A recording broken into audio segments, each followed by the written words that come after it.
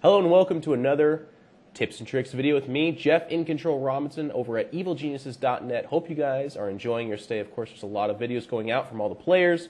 Do check them out, as I do believe they will help you out to be a better StarCraft 2 player. But here, we're going to talk about a PvP with OGS finds, and I'm going to break out the cheddar. Hopefully you guys will as well. And let's talk about an alternative build that you can utilize to make yourself a better Protoss player. So, we go ahead and get this replay started. And one of the builds that we are going to talk about, or the build we're going to talk about for this video, is going to be the 4-gate Warp Prism attack. Now, there's a couple different ways to go about this, and I'm actually oftentimes reminded of this in my stream chat when I do it on my stream. People are like, you can actually do this faster if you proxy that robo. And it's important to note because if you do want to go for speed, then that's absolutely what you should do. Proxy that robo something like over here. Warp Prism comes out, your units are already here, boom, boom, boom, you hit it right in the face at like 6:30, 7 minutes, something like that. I myself am not necessarily opting for speed. I'm opting for like having my units above his ramp and in his face in a timely fashion, don't get me wrong, but I do just want to have more units than he does and hope to catch him teching. So we're going to kind of, well, we can watch the beginnings. It was just a fairly standard opening. You're going to spend 2 chrono boosts on that Nexus to begin with. You're going to make a 12 gateway, 14 or 15 gas, something along those lines, second pylon inside base. Everything about it kind of looks like a 4-gate.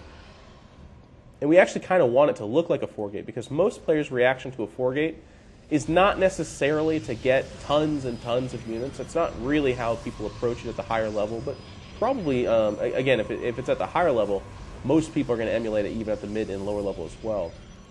They're going to say, oh, okay, you're going to 4-gate me? Well, I'm going to get out a couple of sentries, and I'm going to be able to hold my ramp, but I'm going to have a better economy behind that, and that's how I'm going to garner my win. So here I scout. He is, in fact, going for a second gas fairly early. Not building a Zealot, now building a Stalker with a second gateway. So this kind of tells me, okay, if I was to 4-gate him, his idea would be that he'd have 3 or 4 Stalkers in a sentry, and he'd probably hold that ramp, kill the probe, all that good stuff. And that's going to be how he's going to try to garner his advantage. Now, he's going to move out, make sure no kind of cheese is happening inside his base.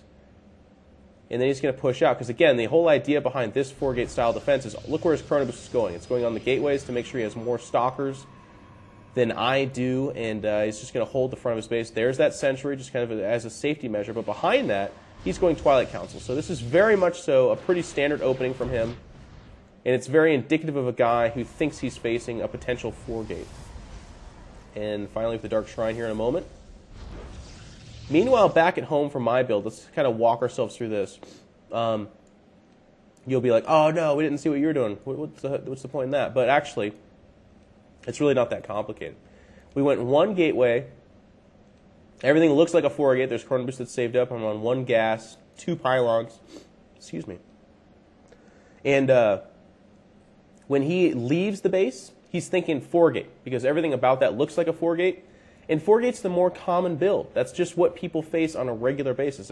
I guess there's a lot of people that don't know this, but the 4-gate is still alive and strong in PvP, man. It's not like it used to be. It's not like it was, 80 or 90% of the time what you face, but it still is a good 25, I don't know, maybe dare I say 50% of the time. It's something you'll see mixed in, actually, in a best of 3 or just in the ladder itself. But here he's getting chased off. I do have a Stalker and 2 Zealots. And you'll notice I don't have additional Stalkers because that would have delayed the time it took to get my Warp Prism out, but also my 4 gateways. So again, back to the build. 1 gateway, probe leaves. Instead of a second Stalker that would have cut into my robo time off of this 1 gas, we instead throw down the robo. And then after that robo, you can use your gas however the heck you want because it's really just a mineral build from that point forward. The Warp Prism's 200 minerals. The additional gateways are minerals as well.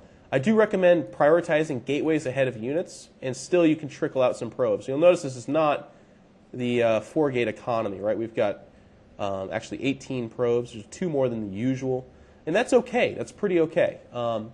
You could cut back on that, I guess, if you really want to, but I like to have a little bit more because this doesn't have to be an all-in. That's the important thing to note here. We have tech. We are at the robo-tech, so it's not like we're completely skewed into just gateways.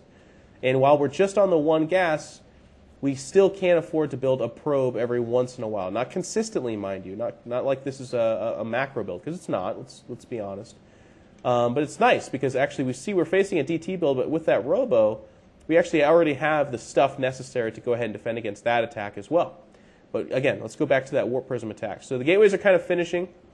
He did pick off my probe that was over here, which is unfortunate. I would have liked to have had a pylon here so that I could warp in units so that when it comes to that elevator tactic, I'm not being delayed at all. I can just walk them right over here and do that. Because as you can see, the Warp Prism is about to pop. And I am going to actually go ahead and pause and wait to get my units out. Apparently forgetting a gateway for just a few moments there. And now he's getting chased. He sees a lot of these guys. You want to keep that Warp Prism hidden, though. This is really key. If that Warp Prism gets revealed, this Nexus doesn't go down. If that Warp Prism gets revealed, the attack is kind of found out. It's just not going to work. Now, this was nice by him to go ahead and trap me there with the perfect force field and make it so that I am, in fact, in trouble. What I'm going to do, though, is I'm warping units all along the way because, again, this is an elevator tactic. This is not necessarily the fastest attack. As you can see, it's about a minute behind what it potentially could be, but I can get above this ramp this way.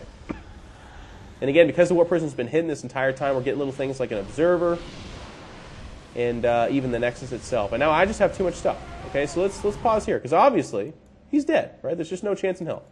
He is warping in a DT, and he does have DTs in here. He's got 2 DTs in here, and actually this is where the mistake for him starts. If he would have immediately gone to the Robo, I wouldn't have gotten an Observer out. But I'm not I'm not completely worried about that for the sake of this video, because this is more about the build being able to defend a DT. It puts you in place to defend a DT build, as opposed to, like, it only counters a DT build. That's not the point that I'm trying to show you guys.